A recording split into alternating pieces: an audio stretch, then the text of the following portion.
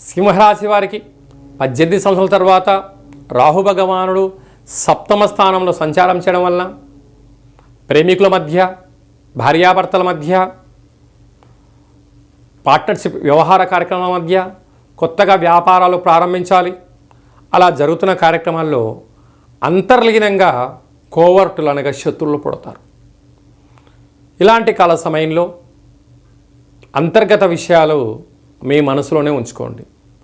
ఏ ఒక్క విషయమో మీరు నా బంధువులు కదా, మీరు నా పార్ట్నర్లు కదా, నా సన్నిహితులు కదా అని మీరు చెప్పారా, మీ యొక్క అంతర్గత విషయాన్ని తెలుసుకొని వారే మీకు ఏకైకి కూర్చొని మిమ్మల్ని ముప్పతిప్పులు పెట్టి ఈ స్థిరచరాస్తులలో, ఉద్యోగాల్లో, వ్యాపారాలలో ఏలుపెట్టి మిమ్మల్ని అధోగతి పాలు చేసే పరిస్థితి అధికంగా ఉంటుంది.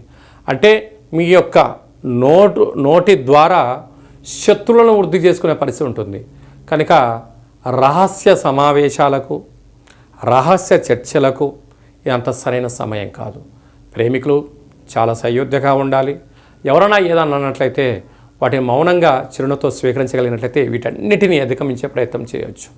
ప్రతి ఆదివారం పూట దుర్గామాత పూజలో పాల్గొనడం, రాహుకాల సమయంలో నింబకుసుమ దీపాలు పెట్టడం వల్ల వీటన్నిటిని ఛేదించే పరిస్థితి ఉంటుందని చెప్పి కూడా గమనించాలి.